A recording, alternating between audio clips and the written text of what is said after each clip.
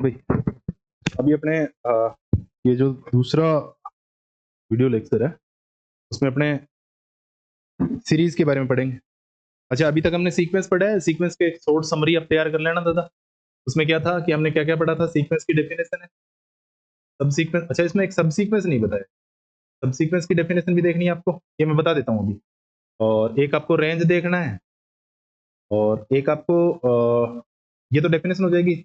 एक मोनोटोनिक यानी increasing decreasing वाला पार्ट हो जाएगा, और एक आपका बाउंडेड वाला पार्ट हो जाएगा, और एक आपका कन्वर्जेंट, डाइवर्जेंट और एब्सोल्यूटली। कन्वर्जेंट और डाइवर्जेंट दो ही देख लेना। ये इतनी डेफिनेशन देखनी है। इसमें सब सीक्वेंस नहीं बताया, मैं शॉर्टली बता देता हूँ सब सीक्वेंस क्या होता है। आपके सीक्वेंस का जो होता है ना, एक्शन जो सीक्वेंस है ना, उसी सीक्वेंस से आपको एक सब सीक्वेंस बनाना है। इसको मैं XBN लिखूंगा। या आपके पास दूसरा सीक्वेंस होगा, वो कोई भी सीक्वेंस हो सकता है। वो आपको ये बताएगा कि ये टर्म उठानी है। जैसे मेरे पास ये है 1 2 3 4, ये कोई सीक्वेंस है। सब सीक्वेंस क्या होता है, आप सब बुक में देखोगे ना, तो उसमें आपको एक वर्ड मिलेगा। सब सीक्वेंस तो कोई थ्योरम वगैरह नहीं है, खैर आपको सिर्फ डेफिनेशन देखनी है, तो डेफिनेशन बता रहा हूँ। तो 1 2 3 4 ये है। तो अब इसका सब सीक्वेंस बनाना है, तो सब सीक्वेंस में क्या करना है, इसका जो भी सब सीक्वेंस बनेगा ना, उसको मैं यूं लिखूंगा कि देखो, आप या तो चूज कर लो या तो आगे निकल जाओ, या तो चूज कर लो या तो आगे निकल जाओ, या तो उस एलिमेंट को उठा लो आप, या फिर आगे निकल जाओ। जैसे आपने उठाया 1, अब फिर आपके पास आ गया 2, तो आप 2 को नहीं उठाना चाहते हो तो मत उठाओ। आप 2 को नहीं उठाना चाहते मत उठाओ। फिर आगे 3 उठाना चाहते हो उठा लो, लिखना चाहते हो मतलब लिख लो, नहीं लिखना चाहते हो कोई बात नहीं, आगे निकल लो। 4 लिखना चाहते हो तो लिख लो, नहीं लिखना चाहते हो तो मत लिखो। जैसे आपने 4 मन किया आपका, अब आपका दोबारा मन नहीं करना चाहिए कि मैं नहीं यार 3 उठाना चाहता हूँ। नहीं, एक बार आगे निकल लिए निकल लिए, पीछे मुड़ के नहीं देखना आपको। तो ये जो सीक्वेंस बनेगा ना, वो इसका सब सीक्वेंस होगा कि इसी में से मैंने ये बनाया है, पर मैंने बढ़ते क्रम में बनाया है कि मैंने 1 को उठा लिया था, फिर मैं 2 को नहीं उठाया, मैंने 3 को नहीं उठाया, मैंने फिर 4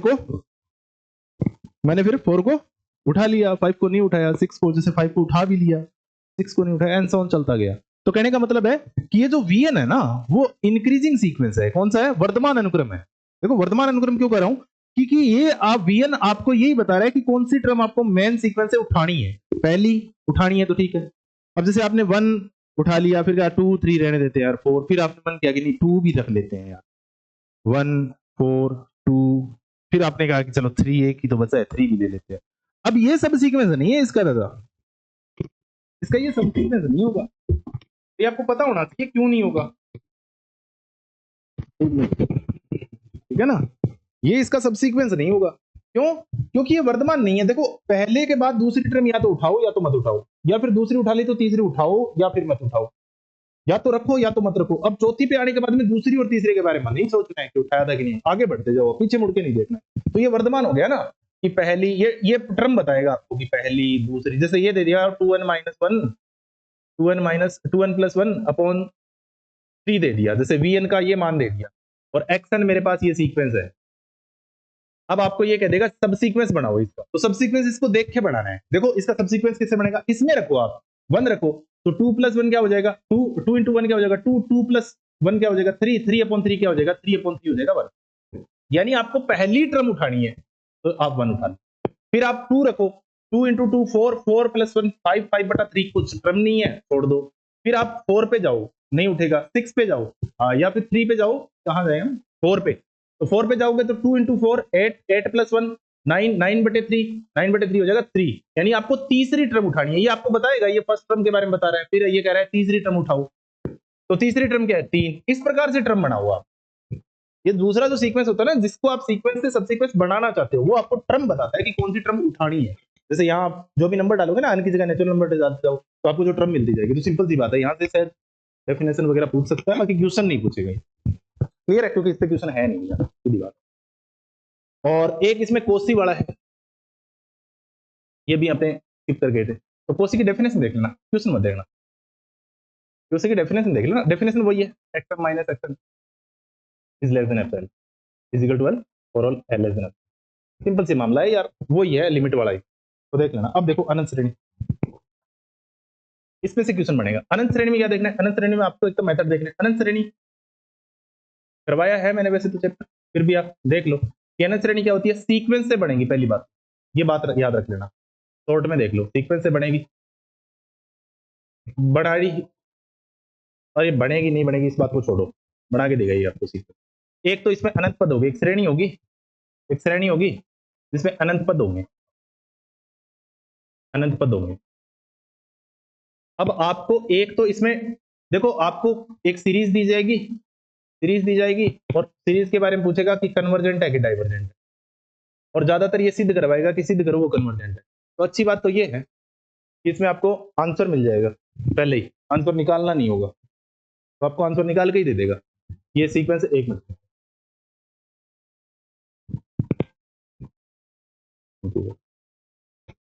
अच्छा, इसमें क्या है, आपको एक तो सीरीज बना के देगा ये, और ये कह देगा कि सिद्ध करो सीक्वेंस। अच्छा, इसमें कुछ मेथड निकलते हैं, आपने पहले भी पढ़ा, इसमें कुछ मेथड है। एक तो आपको हाइपर हार्मोनिक मेथड है, हाइपर हार्मोनिक, यहां से क्वेश्चन पूछेगा, कोई थ्योरम वगैरह नहीं देखनी है, हाइपर हार्मोनिक मेथड है। हाइपर हार्मोनिक सीरीज होती है एक टाइप की, और उस टाइप के बारे में पूछेगा ये, ठीक है ना।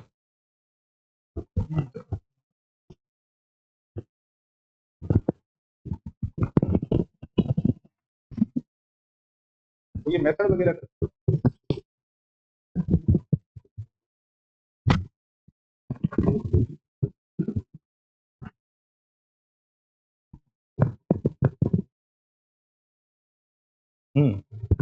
अभी देखो, एक तो क्या करना होगा आपको, हाइपर हार्मोनिक के बारे में पढ़ना है।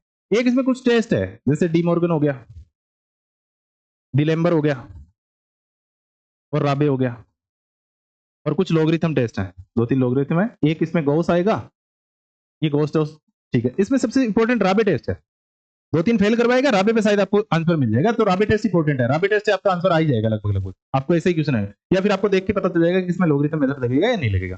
तो इसमें आपको एक तो एक समरी बना लो कि इसमें मेथड कौन कौन से होते हैं, 6 मेथड है, उन 6 मेथड को लिखना है एक साइड में कि मैं ऐसे ऐसे करूंगा, और स्टेप बाय स्टेप चलेंगे अपने, कि अगर ये मेथड फेल हो गया तो इस पे आएंगे, और सेकंड मेथड फेल हो गया तो थर्ड पे आएंगे, और आपको चलते चलते इस थर्ड मेथड पे लगभग लगभग आंसर मिल जाएंगे, ठीक है। या फिर आपको गोस वाले क्वेश्चन ही अलग होंगे तो गोस वाले पे क्वेश्चन ही अलग होंगे, या लोगरिथम वाले पे होगा लोगरिथम वाले क्वेश्चन ही अलग होंगे, उनको पहचानना होगा कि क्वेश्चन इस वाले मेथड से हो जाएगा।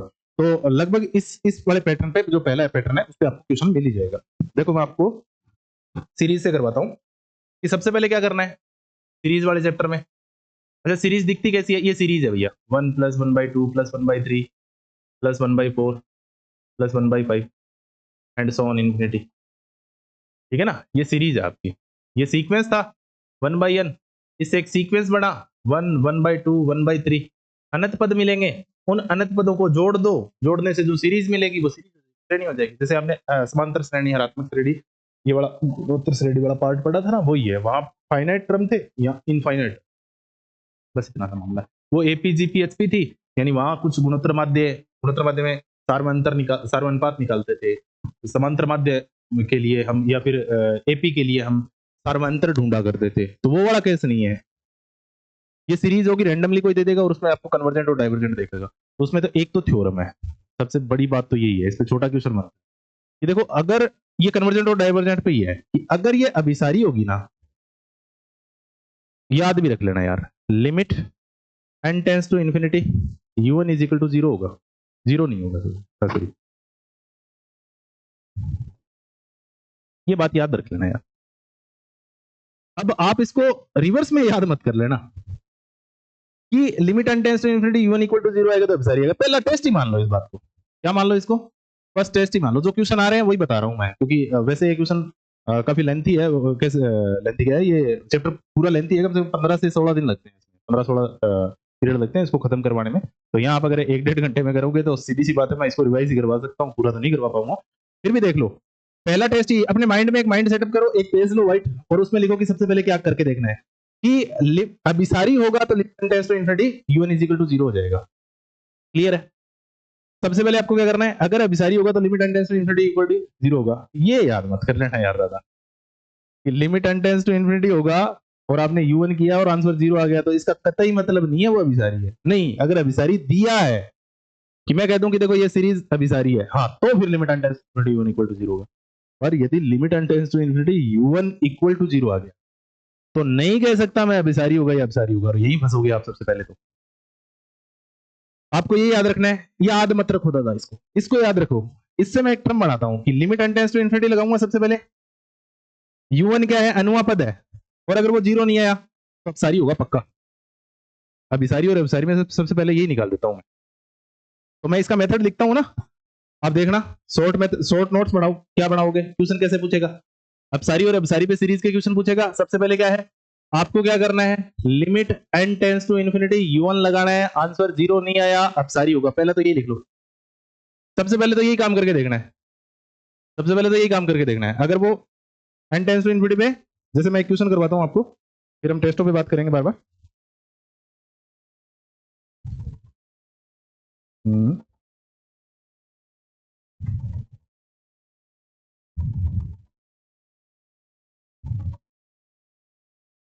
हाँ, क्वेश्चन देखो एक, देखो एग्जांपल है, ठीक ठाक है, पूछेगा नहीं आपसे, पर आप कैसे ट्राई करोगे, क्वेश्चन पे ट्राई कैसे करोगे। 1/4 मैं आपको एक क्वेश्चन करवा देता हूँ, 2/6, 2/6, 3/8 and so on, infinite term है।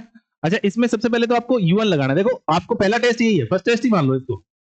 कोई भी सीरीज दी जाए, सबसे पहले आपको यही करना है कि u1 निकालो। u1 का मतलब है इस सीरीज का अनुपात है। अब इनको देखते हुए बनाना है आपको अनुपात। अब अनुपात इसका क्या होगा, अनुपात हो जाएगा, देखो ऊपर क्या आ रहा है, 1 2, दूसरे पद में 2, तीसरे पद में 3, चौथे पद में 4 आएगा, 5 आएगा। इसका मतलब अन्य पद में तो रूट तो सभी में लग रहा है, रूट सभी में लगा दो। ऊपर तो n आएगा, नीचे क्या आएगा, 4 आ रहा है यार।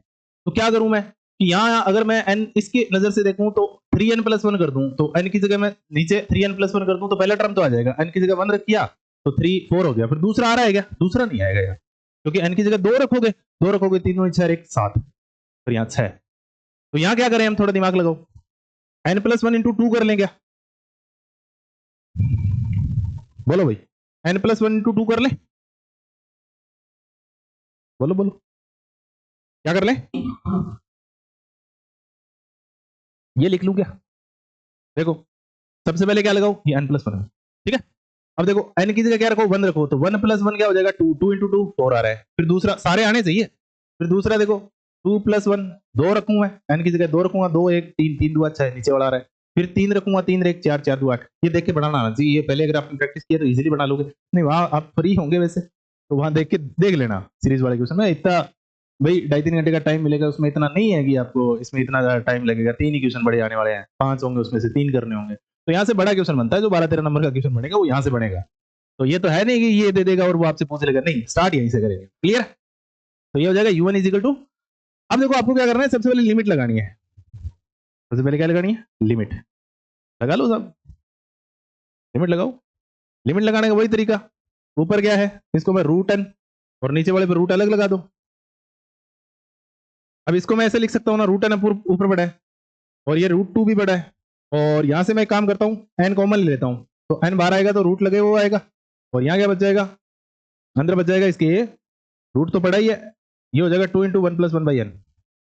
n कॉमन ले लिया, यहाँ से लिमिट लगा दो साहब। लिमिट लगाने से पहले ये कैंसिल कर दो और यहाँ लिमिट लगाओ, तो ये क्या हो जाएगा, 1/√2, 1+1/n का इन्फिनिटी लगाना है तो 1/∞ यानी 0 हो जाएगा ये, तो ये आंसर बचेगा 1/√2।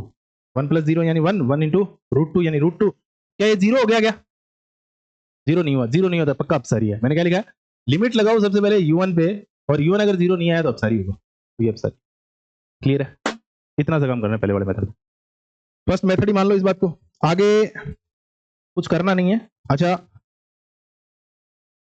पेज नंबर 56 पे इसका छोटा सा प्रूफ दे रखा है, देख लेना यार, ठीक है ये थ्योरम। अब देखो इस पे टेस्टों की बात करते हैं हम। सबसे पहले लिखो कंपैरिजन टेस्ट।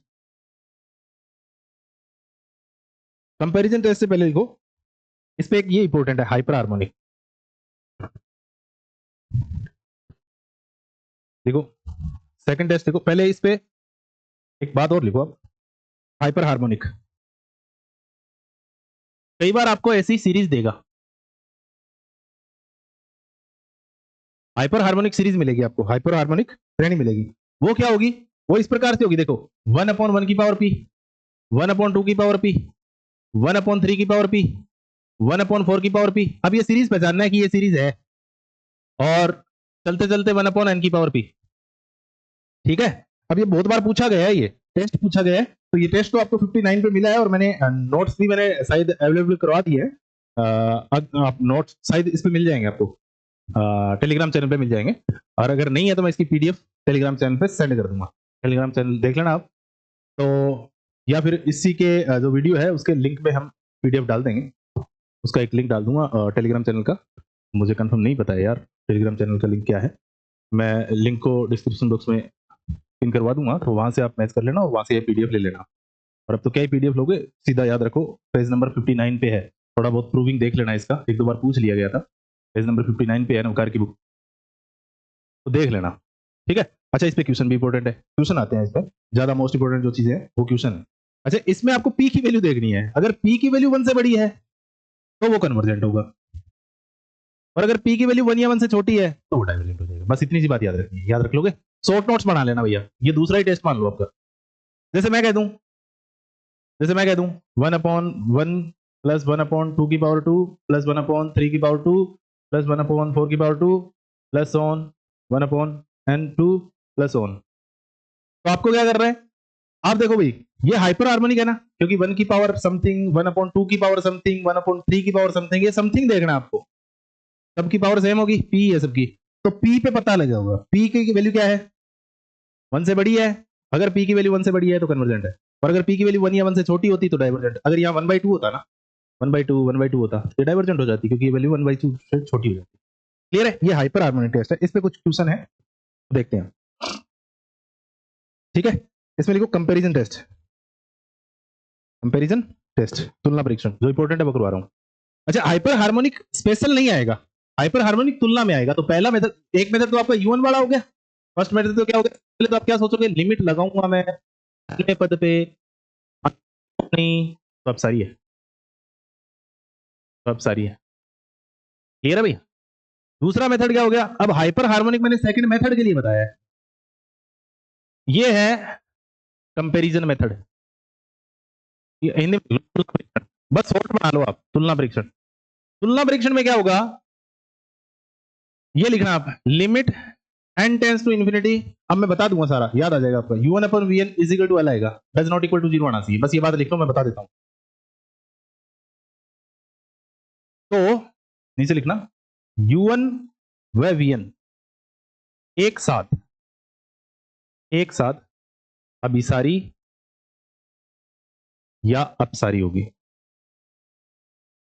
ये मेथड है, 2-3 मेथड दे रखे हैं कंपैरिजन के, इस पे क्वेश्चन पूछता है वो, U1/Vn is equal to L। अच्छा ये U1 क्या है, U1 आपको एक सीरीज दी जाएगी, Vn क्या है, Vn हमें एक सीरीज बनानी है, और वो कैसे बनेगी, वो हाइपर हार्मोनिक की तरह बनेगी, वो कैसे बनेगी, वो हाइपर, और मैं बता दूंगा Vn कैसे बनेगी, इजी सा काम है।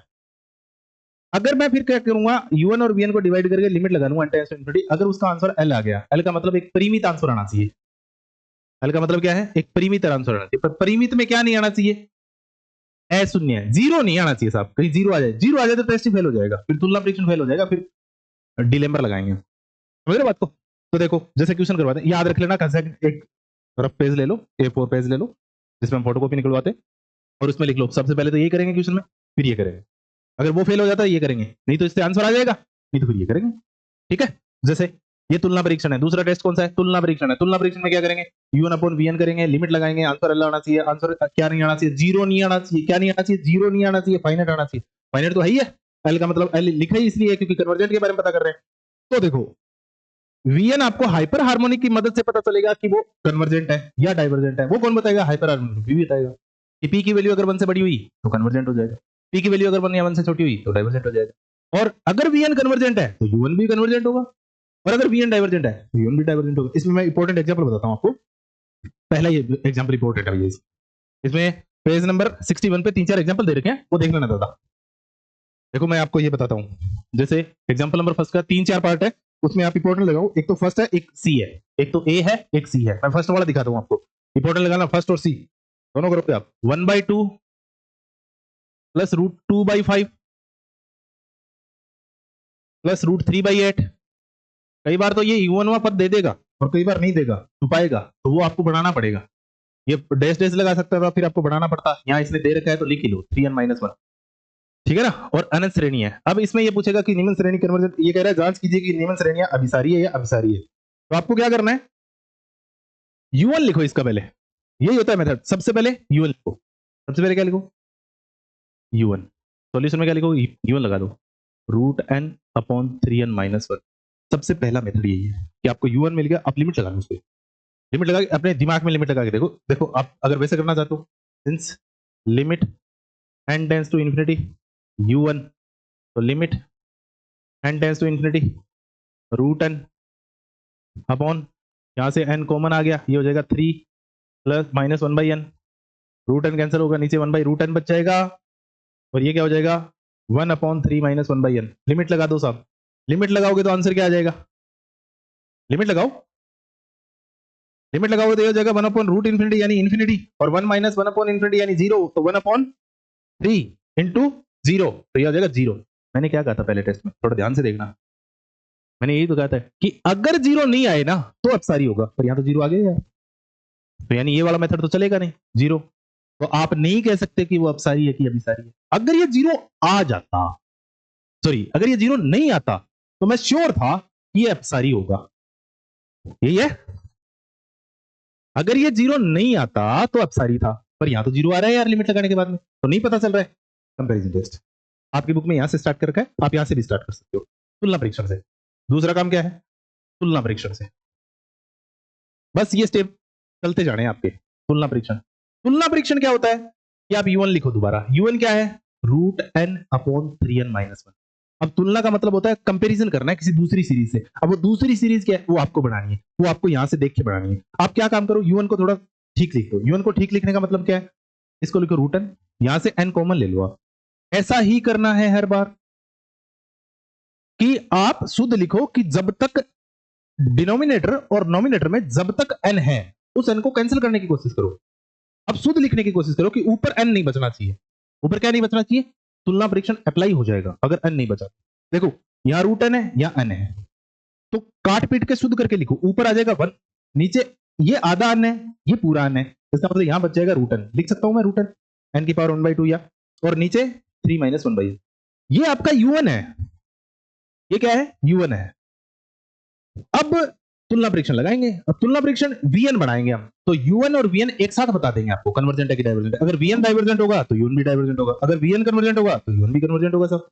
तो कैसे बताएंगे, नाउ दूसरी सीरीज देखो, लेट माना vn, vn इसी में से देख के बनाना है, जो कॉमन आ गया ना n, अब जो बच गया उसको vn मान लो। देखो यहां अगर पूरा n मिलता तो मैं 1/n लिख देता, यहां पूरा नहीं मिल रहा है, आधा मिला है, इसको यूं लिख लो, ये जो n डिनोमिनेटर में कटने के बाद में जो कॉमन आ गया वो vn आपका। अब ये vn आपका, तो एक सीरीज तो हो गई ये और एक हो गई ये, तो या तो ये कन्वर्जेंट होगी। अब थोड़ा ध्यान से देखना, ये सीरीज वही है। अगर मैं इसको थोड़ा सीरीज, सीरीज का मतलब है vn समेशन है पूरा, इसको जब ओपन करोगे तो ये आएगा 1/1 की पावर 1/2 प्लस 1/2 की पावर 1/2 प्लस 1/3 की पावर 1/3 प्लस 1/4 की पावर 1/2 एंड सो ऑन, ये चलता जाएगा। तो सीरीज है पूरी है, और इसको कहूंगा मैं सहायक श्रेणी, क्योंकि सहायता कर रही है उसकी, तो यह सहायक श्रेणी।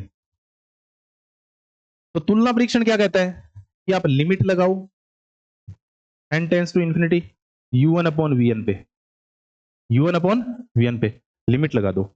अगर आपके पास फाइनाइट आंसर आए पर 0 नहीं है, 0 से मुझे दिक्कत है, 0 से पहले भी मुझे दिक्कत थी पहले वाले टेस्ट में, और अब भी दिक्कत है कि अगर 0 आ गया ना तो फिर वो अपसारी नहीं बता पाएगा। हाँ 0 नहीं आया अपसारी, यहां भी 0 से ही दिक्कत है, 0 नहीं आना चाहिए, फाइनाइट नंबर आना चाहिए। तो u1/vn करके देख लो यार फटाफट, यहां कर देता हूं मैं आगे।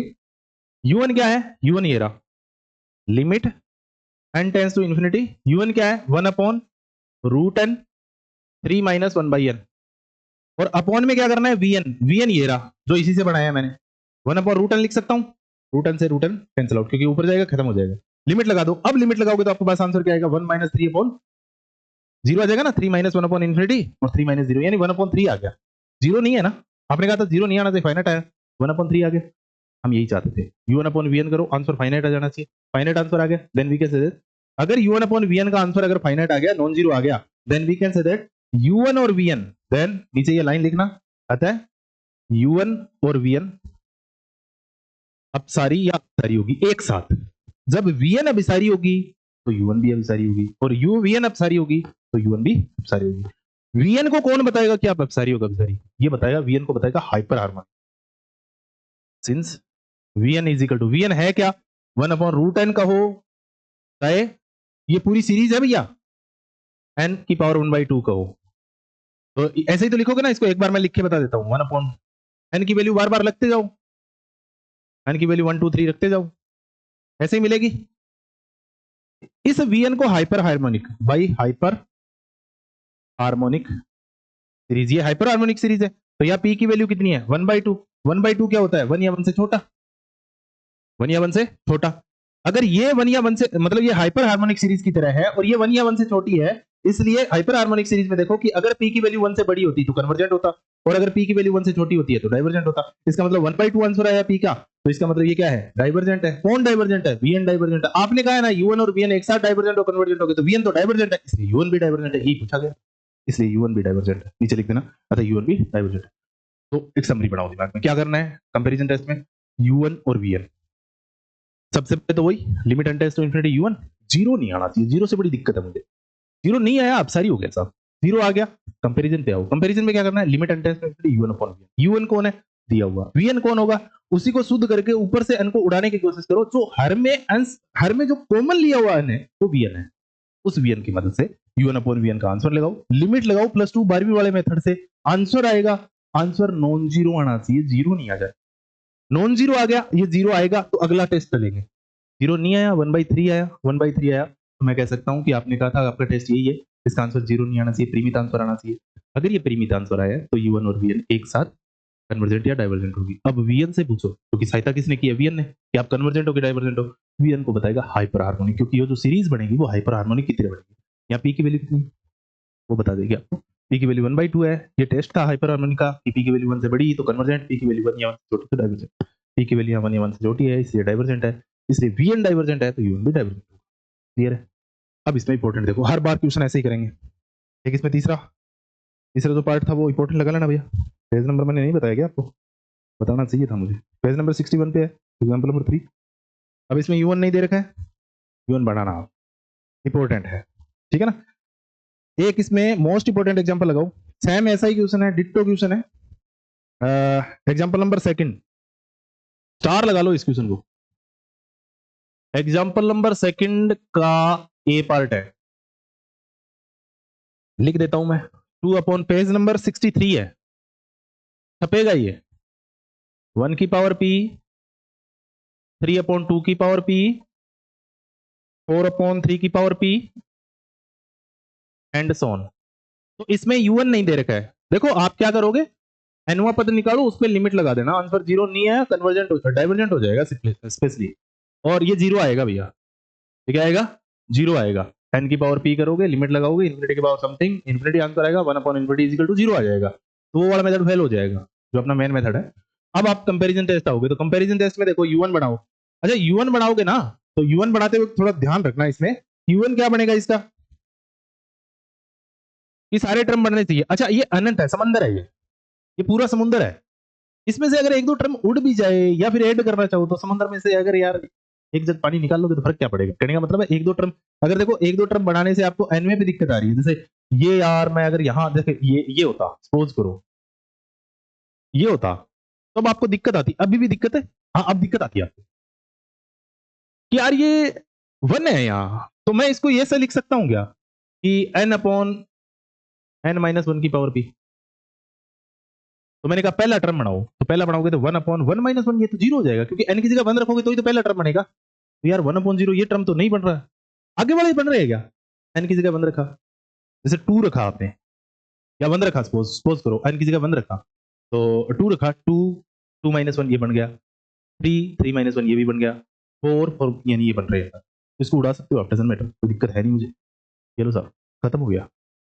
मतलब एक टर्म से बाकी सभी को दिक्कत हो रही है, तो जिससे दिक्कत है उसको उड़ा दो, क्योंकि अनंत श्रेणी है, अनंत का मतलब उसमें से एक दो टर्म निकल जाएगी या ऐड हो जाएगी तो कोई फर्क नहीं पड़ेगा। तो आप 5-6 टर्म को देखते हुए n बना लो, पहले वाली 5-6 टर्म को, उसमें से पहले वाले बन रहा है तो ठीक है, नहीं बन रहा है तो ठीक है, आगे वाली तो बन रही है ना, ठीक है उससे बना लो, तो ये हो जाएगा आपका, यहाँ से u1 जो टर्म है वो बनेगा आपका n+1 इसको हिसाब से, इसके हिसाब से क्या बनेगा n+1, क्योंकि अब तो आपके पास 1 है ही नहीं, यहाँ 1 है नहीं तो इसको देखते हुए बनाओ, तो ये क्या हो जाएगा, ये हो जाएगा n की पावर p, पहले की पावर दूसरे टर्म में 2, तीसरे टर्म में 3, चौथे टर्म में 4, n में n, और ऊपर n+1 कर दो, जितना रखा है उसे +1 कर दो, ये u1 हो गया। अब देखो यहाँ भाई सीधा बता देता हूँ कि मैं लिमिट लगाता तो क्या होता, n को कॉमन लेता 1+1/n हो जाता, यहाँ n की पावर p कॉमन लेता, बड़ा ही है, ये से कैंसिल होता, बच जाता n की पावर p माइनस वन, क्योंकि ऊपर 1 पावर है नीचे p पावर है, एक कम हो जाती, 1 प्लस 1/n लिमिट लगाता तो इन्फिनिटी की पावर p माइनस वन यानी इन्फिनिटी, 1 अपॉन इन्फिनिटी, और ये 0 यानी 1, तो 1 अपॉन इन्फिनिटी आंसर आता, तो उसका आंसर होता 0। मैं तो ये चाह रहा था 0 नहीं है, क्योंकि 0 से दिक्कत है साहब, आ गया। अब नहीं पता चल रहा कन्वर्जेंट है कि डाइवर्जेंट, अगर ये 0 नहीं आता तो मैं साफ साफ कह देता ये डाइवर्जेंट है। 0 आ गया, आ गया तो आ गया।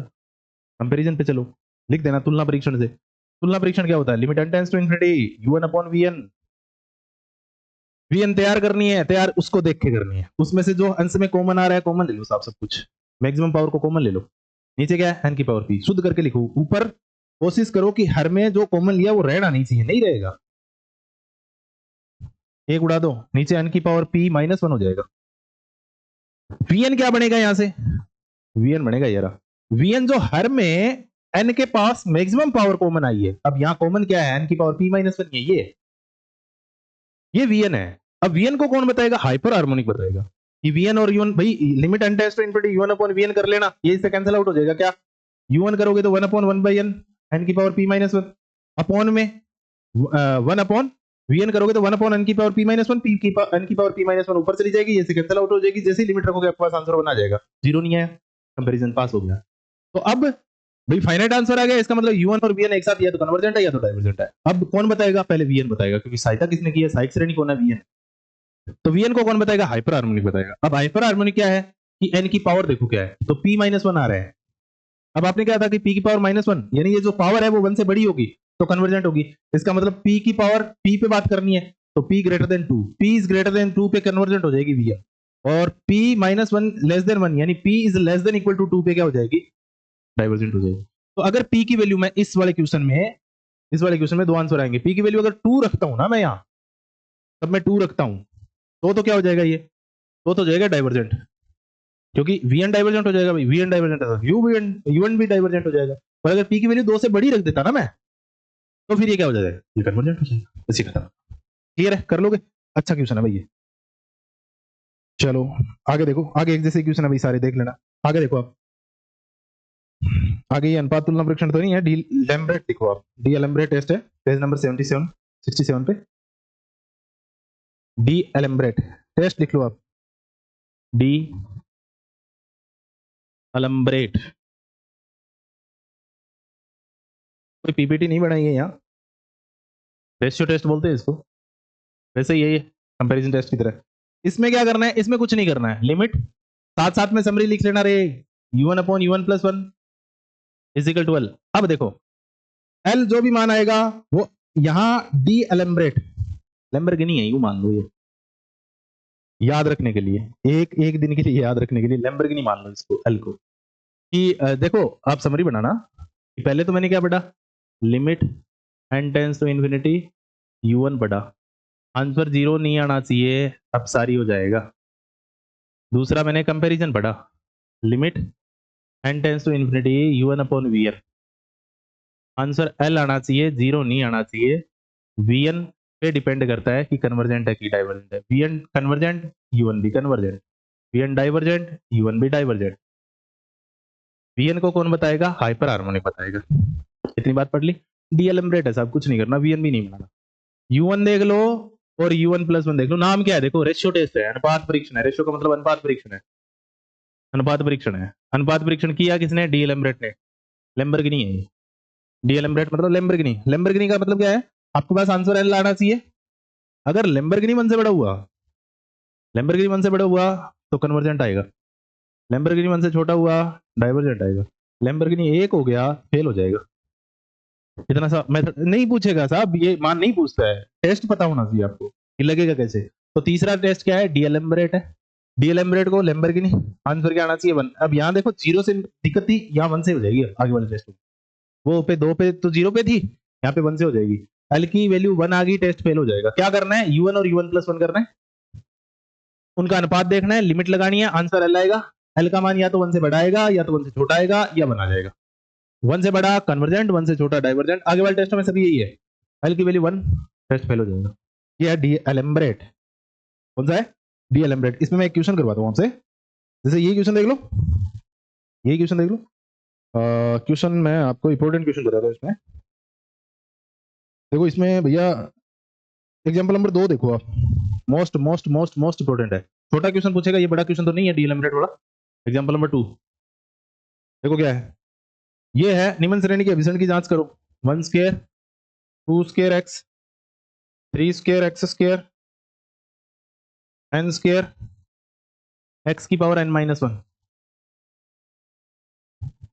ठीक है ना। अब इसमें एक तो ये है कि आगे आपको राबे पढ़ना चाहिए था, राबे साथ में लगता है इसमें।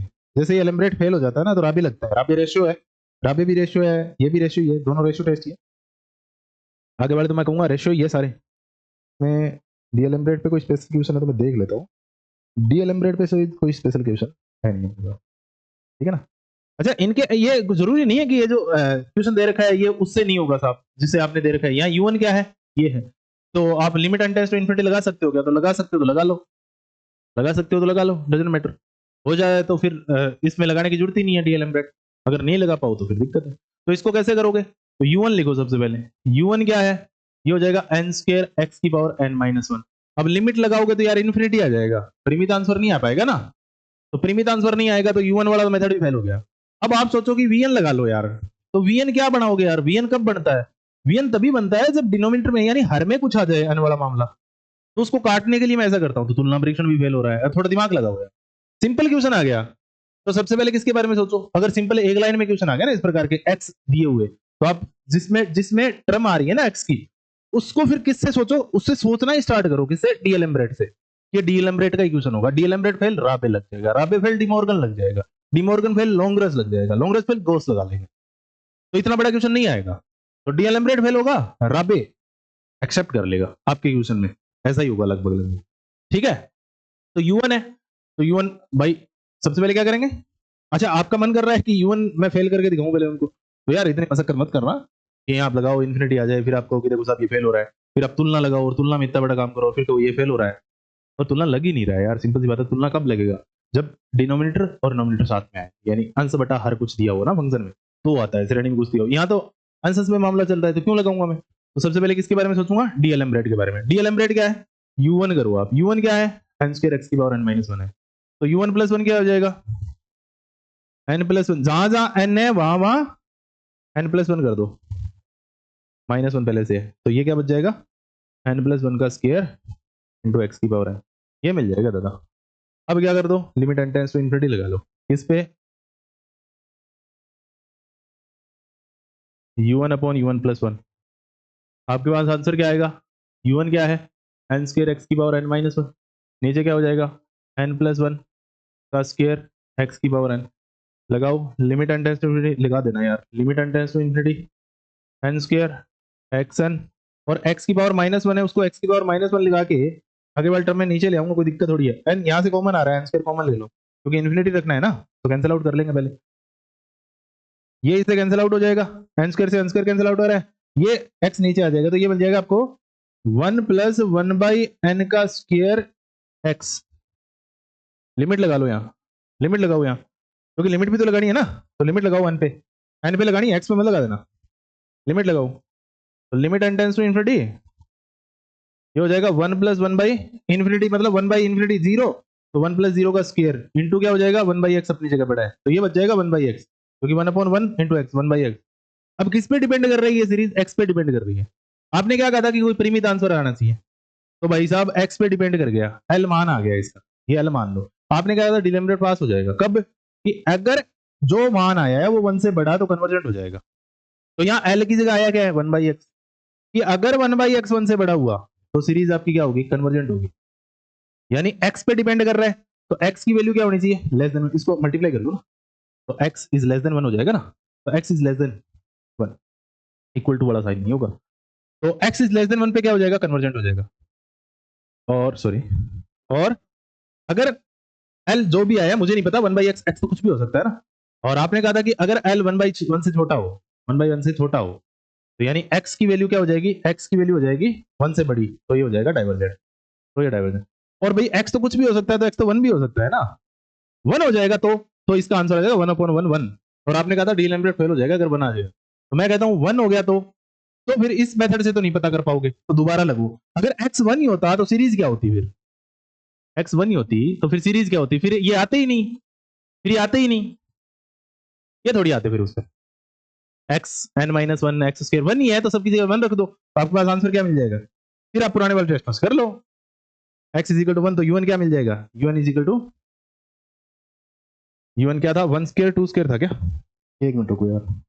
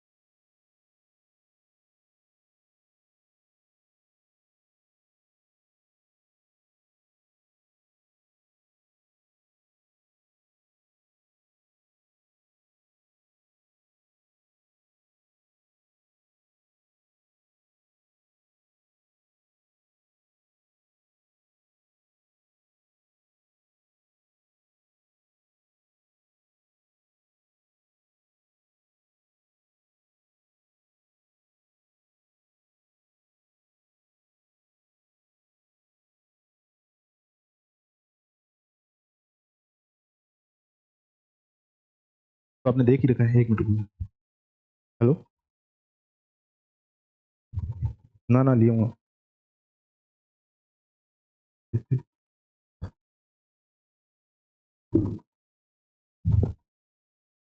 ठीक है भैया। तो ये इतना सा है। एक इसमें गोस हो रहा है, गोस के क्वेश्चन अलग ही मिलेंगे आपको। एक इसमें गोस भी है, गोस के क्वेश्चन भी अलग ही मिलेंगे आपको। ये गोस देखते हो, अच्छी बात है। यहाँ तक क्वेश्चन नहीं पूछेगा, इतनी लंबी मार नहीं करेगा ये। फिर भी अगर आता है ना तो ये लिख लो आप टेस्ट। ऐसा टेस्ट है, ये लिख लेना यार कहीं शॉर्ट पेज में। गोस टेस्ट क्या है कि u1 upon u1 plus one करके देखना है। वही है u1 और u1 प्लस वन, दो कि इसमें alpha upon beta N plus gamma N upon N की पावर पी। अब ये कब बनेगा? जब u1 plus u1 upon N plus one करोगे ना, तो ये फाइनली होगा। इसके बाद कोई टेस्ट ही नहीं है। फिर आपके पास एकांतर है, एकांतर मत पढ़ोगे, उसको लेबनीज श्रेणी से हल करते हैं। यहाँ से क्वेश्चन मिल जाएगा आपको, बड़े छोटे वाले क्वेश्चन आपको सीक्वेंस एंड सीरीज से मिल जाएगा, यहाँ से बड़े वाले क्वेश्चन मिल जाएगा। तो मैं आपके पास एक यूनिट कवर करेगी ना, वो लगभग लगभग 25 नंबर कवर करेगी। तो यहाँ 25 में से अगर जितना आपको करवाया गया है उतना अगर पढ़ लोगे तो 20 नंबर कहीं नहीं जाने वाले हैं। और प्रत्येक यूनिट में अगर 20-20 नंबर कवर करते हो तो 100 नंबर का मामला हो जाता है ना। बी पंजू तो 100 नंबर का मामला तो बड़ा हो जाएगा। थोड़ा शॉर्ट करो इसको, 80 मान लो आप, है ना। तो लगभग लगभग जितना करवाया उतना। भाई अगर सीरियस हो तो जैसे अगर आपने पहले तैयारी की है और अगर पहले तैयारी नहीं की है तो पहले वाला जो वीडियो लेक्चर है उसमें सीक्वेंस और सीरीज के बारे में जो बताया है, जितना बताया उतना पढ़ लो, क्योंकि उसमें एमसीक्यू पूछेगा एक दो तो, और एक छोटे क्वेश्चन पूछेगा। छोटे क्वेश्चन में यही पूछ सकता है कि सीक्वेंस कन्वर्जेंट है कि डाइवर्जेंट है, या फिर सीरीज से क्वेश्चन बड़ा पूछेगा। सीरीज में छोटा क्वेश्चन भी पूछेगा, सीरीज में एक दो क्वेश्चन ऐसे डालेगा वो जो जैसे राबे से हो जाएगा। जैसे वो limit N tends to infinity u1 equal to 0 वाले वो थ्योरम पूछ लेगा। इसी में एक थ्योरम है जो मैंने करवाई थी आपको, कि वो देख लेना यार, अपरिमित पदों के मान के और नेसेसरी एंड सफिशिएंट कंडीशन पे है। और एक ये मेथड पे क्वेश्चन पूछ लेगा, और या तो बड़ा मेथड लोग पे पूछ लेगा या राब्य तक जाते जाते खत्म हो जाएगा। तो इस प्रकार से डीमॉर्गन या डी एलम्ब्रेट टेस्ट तक, डीमॉर्गन टेस्ट तक जाते जाते खत्म हो जाएगा। तो इस प्रकार के 2-3 टेस्ट हैं, वो देख लेना। और एक ये गोस टेस्ट है भैया। गोस टेस्ट में क्या होगा कि आपको u1 और u1 प्लस वन करोगे तो आपके पास पहला पद कांस्टेंट आएगा, ठीक है ना, या फिर दूसरा 1 अपॉन एन आएगा, और तीसरा क्या आएगा, एन की पावर वाले में आएंगे। इस प्रकार से 3 पार्टों में डिवाइड कर लो। तो या तो ये जो कांस्टेंट टर्म है वो 1 होगी, या 1 से बड़ी होगी, या 1 से छोटी होगी। तो आपको आंसर यही मिल जाएगा। और अगर ये 1 होगा तो ये फेल हो जाएगा। फिर बीटा पे आ जाओ, तो बीटा का मान या तो 1 होगा, या 1 से बड़ा होगा, या 1 हो जाएगा। तो अब ये 1 पे ही खत्म हो गया कि बीटा का मान, अगर अल्फा का मान 1 हो गया तो बीटा को देख लो, बीटा को देख लो आंसर है। जैसे मैं आपको क्वेश्चन करवाता हूँ, बीटा की वैल्यू 1 या 1 से छोटी होगी ना तो डाइवर्जेंट हो जाएगा, और 1 से बड़ी होगी तो कन्वर्जेंट हो जाएगा। देखो मैं एक क्वेश्चन करवाता हूँ इस पे आपको, और पेज नंबर 69 पे समरी दे रखी है इसमें, जैसे हमने किया ना working test, working process of the test convergence of series. ये वर्किंग प्रोसेस देख लेना थोड़ा, उससे आपको पता चल जाएगा। देखो एक क्वेश्चन देखो, इसमें इंपॉर्टेंट क्वेश्चन बताता हूँ आपको। वैसे तो इसका एग्जांपल नंबर 15 जो है ना वो मोस्ट इंपॉर्टेंट है। एग्जांपल नंबर 15 क्या है, मोस्ट इंपॉर्टेंट है। पर इसके अलावा मैं आपको ये क्वेश्चन भी ठीक है। Example number first, example number 15 छोड़ना मत, मोस्ट इंपॉर्टेंट है। अब ये 15 एग्जांपल है, सारे के सारे देख लो। 15 में से कोई एक बड़े वाला एग्जांपल टपकेगा, रख लेना।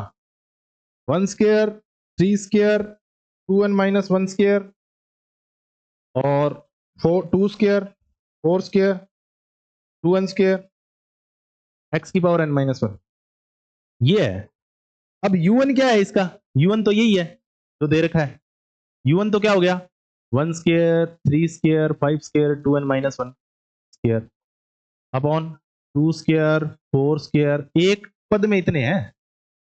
तो u1 प्लस वन क्या हो जाएगा, u1 प्लस वन में n की जगह 1 रखना है, तो ये तो सारी टर्म आएगी आएगी, 1 स्क्वायर, 3 स्क्वायर, तो ये भी आएगी क्योंकि ये तो रिपीट हो रही है। 2n माइनस 1 का स्क्वायर भी आएगा, इसमें n की जगह 1 रख दो आप, n की जगह प्लस 1 रखोगे तो n प्लस 1 ये हो जाएगा 2, तो 2n प्लस 1 हो जाएगा भैया इसका, 2n प्लस 1 का स्क्वायर, ठीक है। और नीचे क्या है, नीचे ये टर्म तो आएगी आएगी, 2 स्क्वायर, 4 स्क्वायर आगे रिपीट होगी, तो ये 2n स्क्वायर भी आएगा। और आगे क्या चल रहा है, 2n प्लस 1 कर दोगे तो 2n प्लस 2 का होल स्क्वायर हो जाएगा। अब u1 अपॉन vn कर लो, सिंपल सा, गोस कुछ नहीं कहता, u1 अपॉन u1 प्लस 1 कर लो। तो u1 अपॉन u1 प्लस 1 करोगे तो u1 में u1 प्लस 1 डिवाइड करोगे तो दिस अपॉन दिस करोगे, आप मेन में यहां बटा लगाओगे, तो ये इससे कैंसिल आउट हो जाएगा यहां तक, और ये इससे कैंसिल आउट हो जाएगा, तो ये क्या बचेगा, अपॉन में इतना वाला मामला बचेगा, तो ये बचेगा 2n प्लस 2। का स्क्वायर और 2n plus one, 2n plus one का होल स्क्वायर। ये u1 upon u1 plus one बच गया आपका। तो u1 upon u1 plus one को जब सोल्व करोगे ना, तो इसको जब ऐसा लिख सकते हो, देखो यहां से आप क्या करो कि मैं एक काम करता हूं, n कॉमन ले लेता हूं। देखो इसको मैं ऐसे लिख देता हूं, 1 plus one by N square, n common ले लिया, 2n कॉमन ले लिया है। मैंने क्या किया, 4n स्क्वायर हो जाएगा ना 12 के, 4n स्क्वायर हो जाएगा 12 के, 2n स्क्वायर कॉमन ले लो,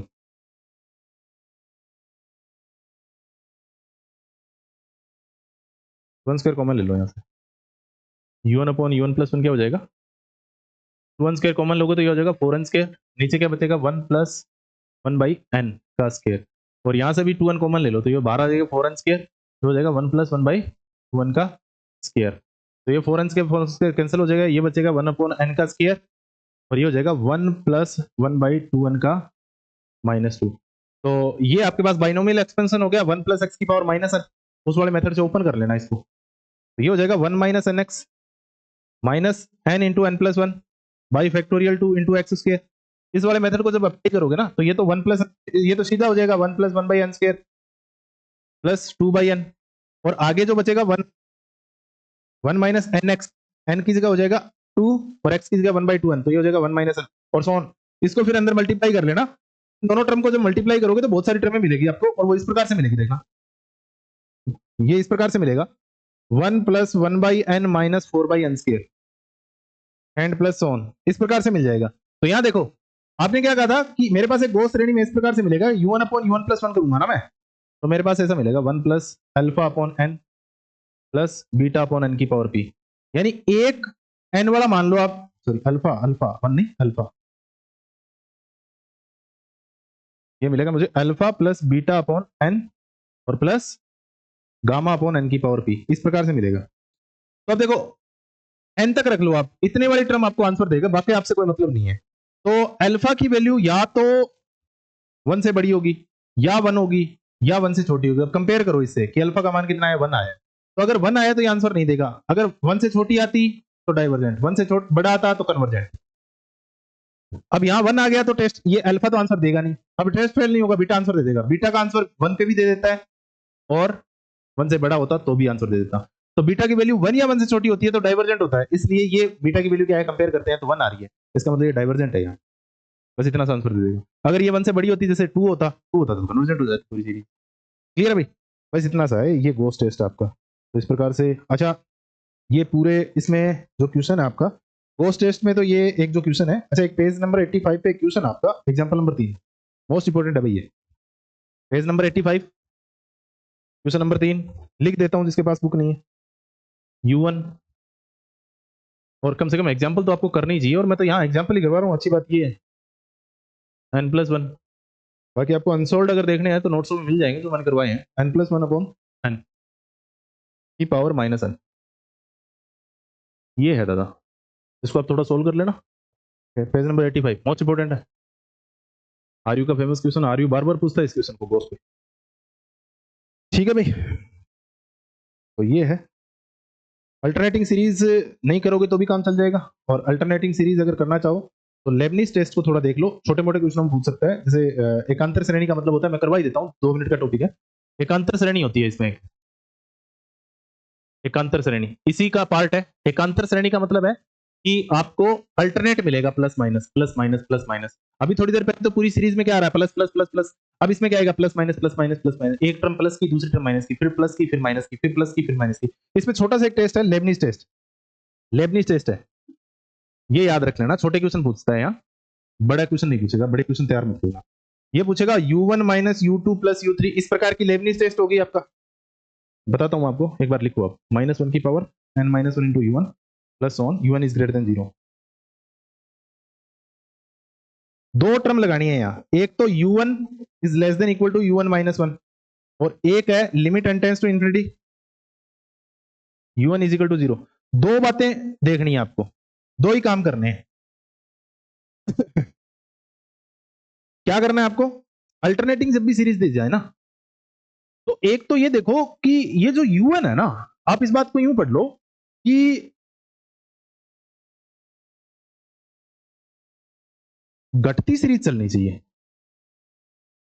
या फिर इस बात को यूं लिखो कि u1 प्लस वन छोटा होना चाहिए, या u1 लिख लो आप, u1 से थोड़ा ठीक करके लिख लो, u1 प्लस वन जो है ना ये होना चाहिए यार,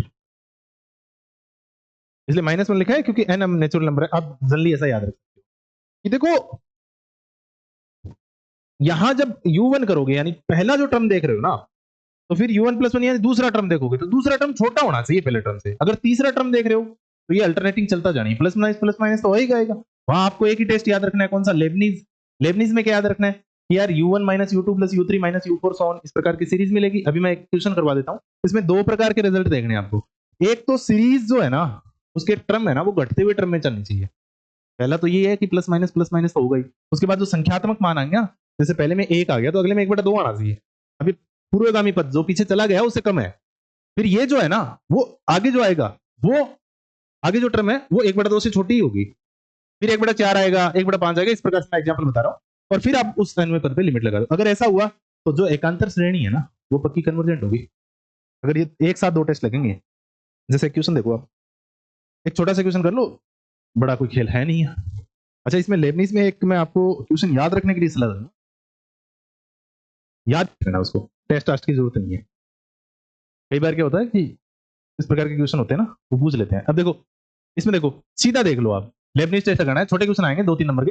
तो इसमें अब देखो अल्टरनेटिंग सीरीज है, यहाँ प्लस प्लस नहीं है, प्लस माइनस है। अब वही जो मैं बात कर रहा था कि यहाँ u1 क्या हो जाएगा और u1 प्लस वन इस प्रकार से हो जाएगा ना। एनवा पद तो क्या हो जाएगा, एनवा पद हो जाएगा 1/n, सॉरी एनवा पद क्या हो जाएगा इसका, एनवा पद हो जाएगा 1/n। और u1 प्लस वनवा पद क्या हो जाएगा, 1/n प्लस 1 हो जाएगा। तो अब देखो आगे जो टर्म, ये टर्म है, फिर ये टर्म, इसको और इसको कंपेयर करो। आगे जो टर्म आ रही है ना वो पीछे वाली टर्मों से छोटी होती जाएगी, मतलब घटती जाएगी, तो घटती जा रही है। ठीक है, पहला टेस्ट ठीक है, पहली बात ठीक है। सेकंड क्या है, limit n tends to infinity लगा लो n पद पे। u1 क्या है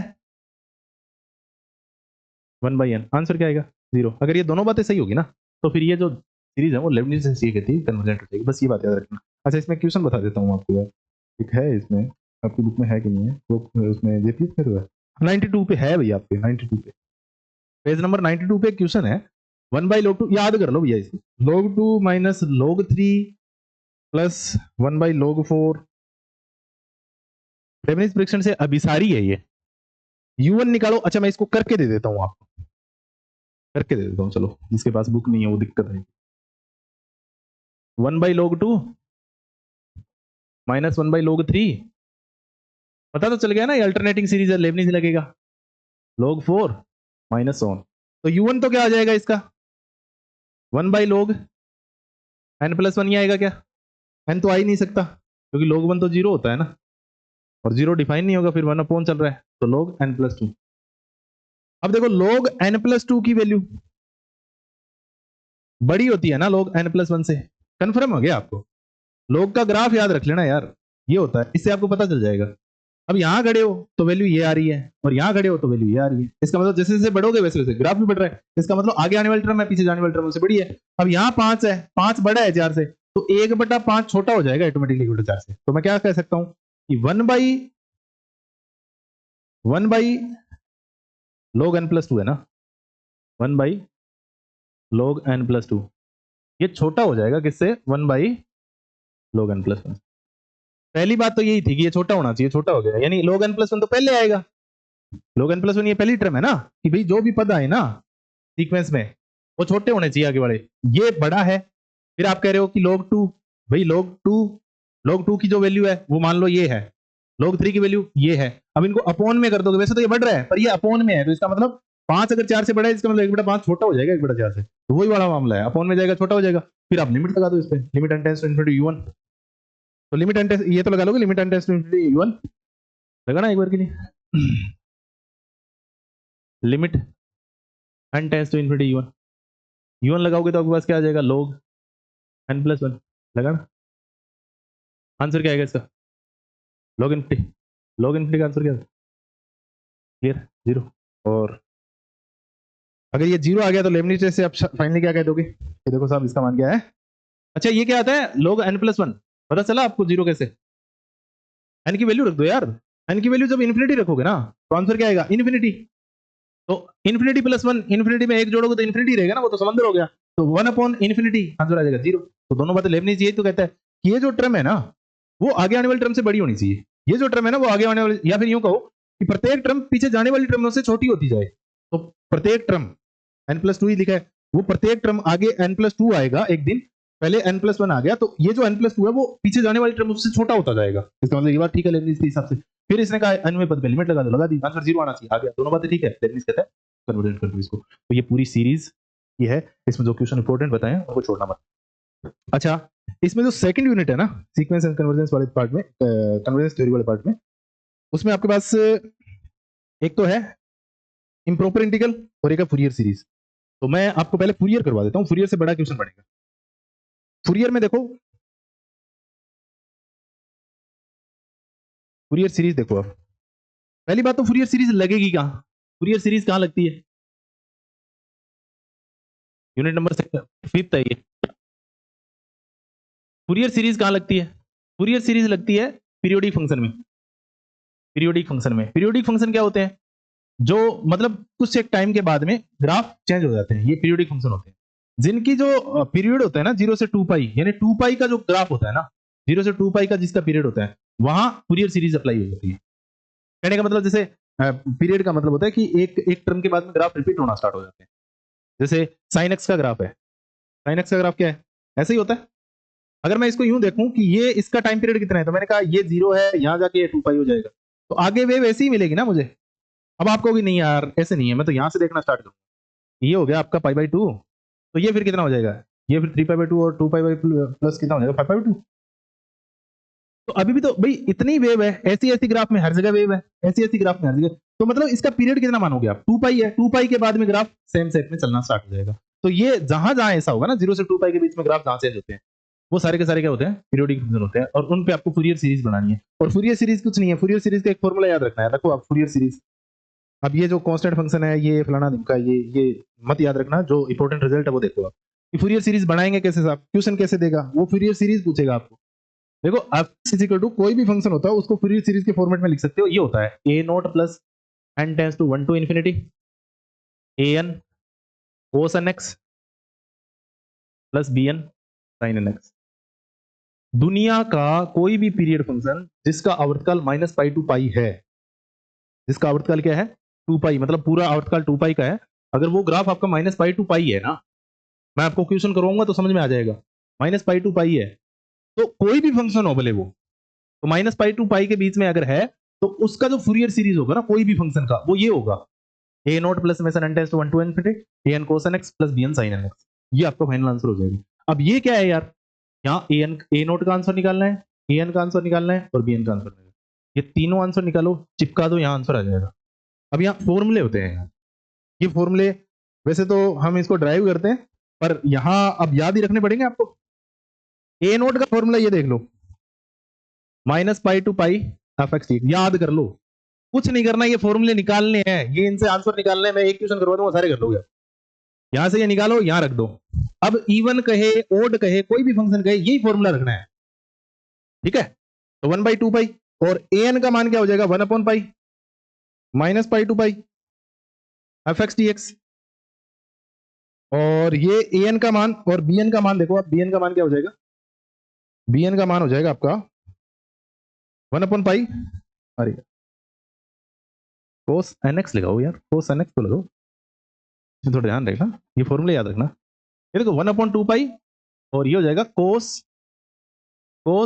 nx, nx है भाई, fx dx। 1 मिनट का काम है, कुछ नहीं करना, और फ्री के नंबर है ये तो, -π टू पाई और sin nx, ये मान रख दो वहां बस, और कुछ नहीं है, sin nx है भाई, cos nx और sin nx है, हाँ sin nx लिख दिया ना, बस इनकी वैल्यू निकालो, ये इंटीग्रेशन है और कुछ नहीं है, और यहाँ वैसे का वैसे चिपका दो। ये तो मेन फॉर्मूला हो गया, ये तो हो गया main formula, a0 plus n tends to 1 to infinity an cos nx plus bn sin nx, ये तो हो गया मेन फॉर्मूला। इस मेन फॉर्मूले में a0 की value 1/2 pi -π to pi fx dx है, an की वैल्यू 1/, यहाँ थोड़ा ध्यान रखना, 1/2 पाई है, यहाँ 1/2 पाई है, और ये हाफ रेंज की फूरियर सीरीज होती है ना, क्वेश्चन नहीं पूछेगा खैर हाफ रेंज की फूरियर सीरीज, पूरा पक्का ये क्वेश्चन पूछेगा, OD1 भी नहीं पूछेगा, यही पूछेगा, फ्री का नंबर है, यही लगा देना आपको।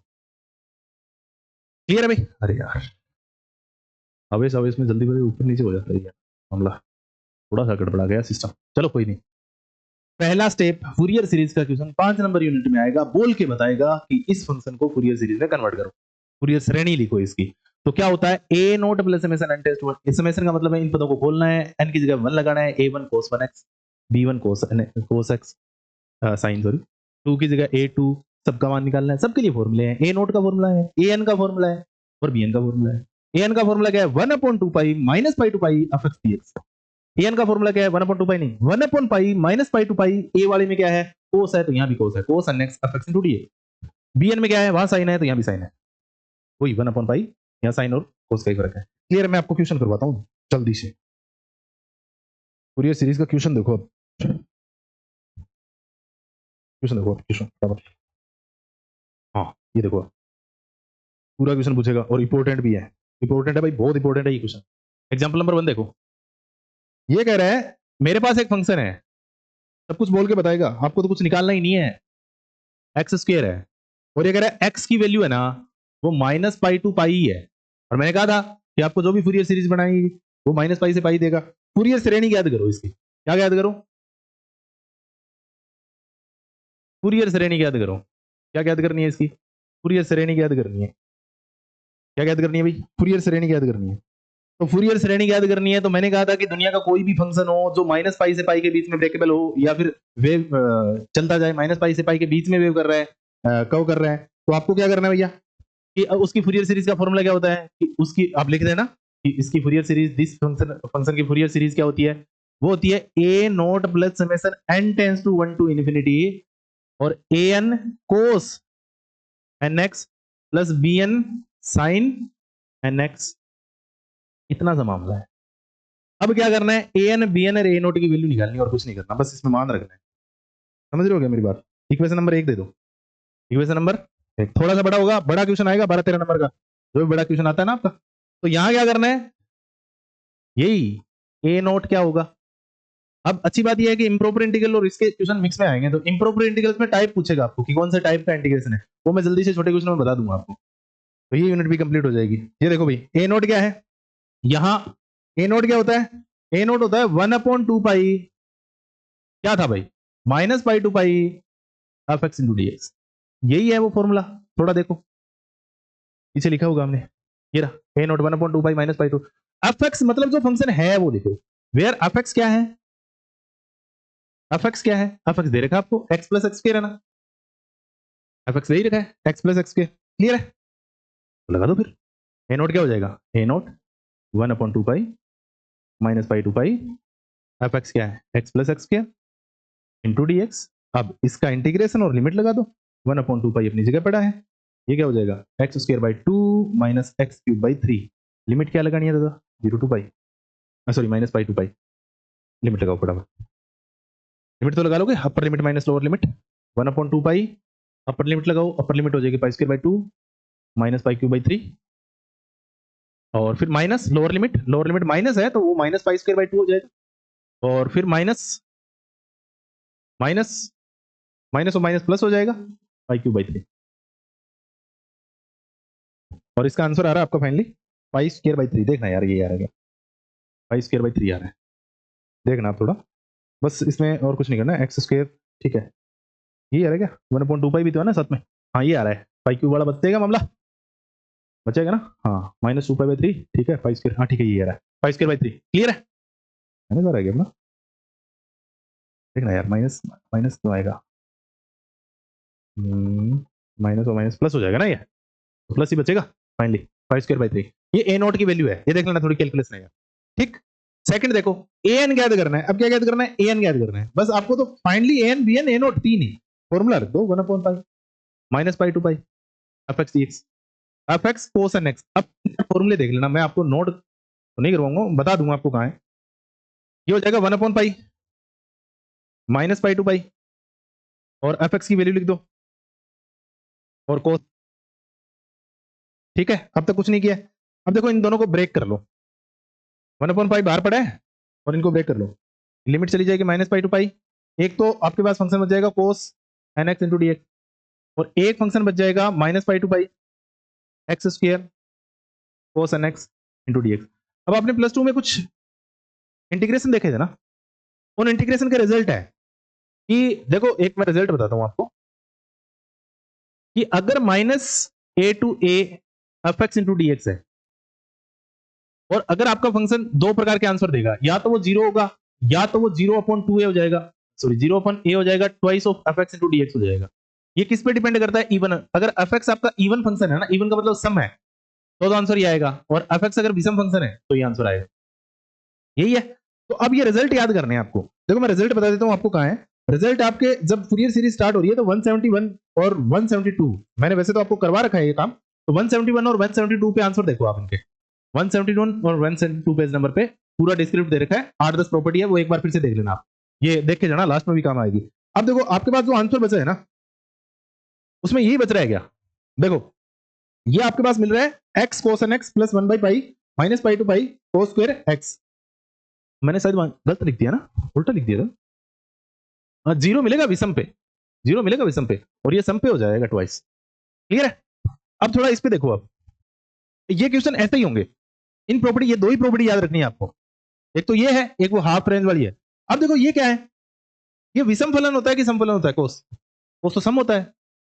समफलन का मतलब समझते हो ना, कि x की जगह आप माइनस एक्स डालो, अगर वो निकल गया तो सम है, संकर है। Cos X, cos minus theta नहीं समझते क्या? Cos minus theta is equal to cos theta, तो इसने क्या किया, नेगेटिव को निकल लिया, तो ये संकर है, सम है। और साइन, साइन का मतलब पाप, सिन, सिन का मतलब पाप, और ये साइन बार, तो ये विषम है। कोस और सेक दो ही समफलन होते हैं। तो ये कौन है? ये विषम फलन, सॉरी समफलन है। और ये कौन है? एक्स, एक्स की जगह माइनस एक्स डालो, ये भी तो क्या है, विषम फलन है।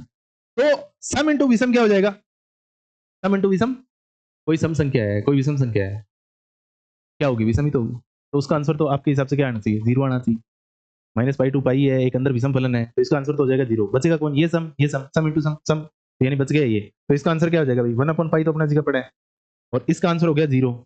और ये क्या हो जाएगा? ये उस वाले फॉर्मूले से, इस वाले फॉर्मूले से, कि अगर विषम फलन है ना और लिमिट ये दे रखी है, तो आपका आंसर 2 हो जाएगा, और 0 से a कर दो, तो इसका मतलब इसका आंसर क्या हो जाएगा? ये तो जीरो हो ही गया, क्योंकि ये कौन है? ये समफलन है। और ये कौन है? ये विषम है। कि आपको कैसे पता ये समय? भाई F X is equal to X मान लो यार, और एफ एक्स की जगह माइनस एक्स रखो, तो माइनस बाहर नहीं आ जाएगा क्या? माइनस एक्स हो गया ना।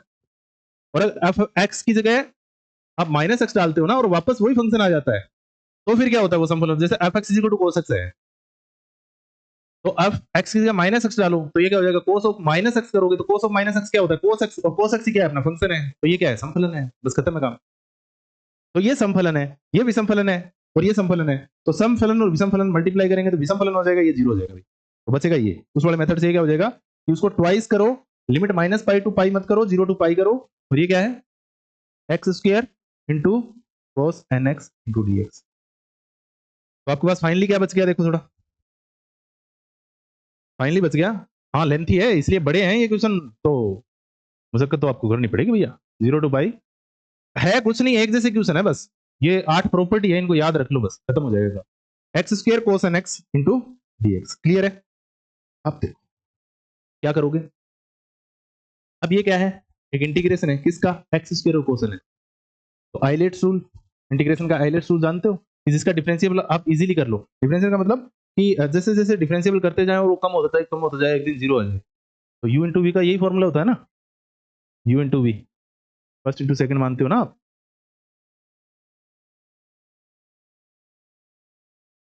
क्या हो गया भाई इसको?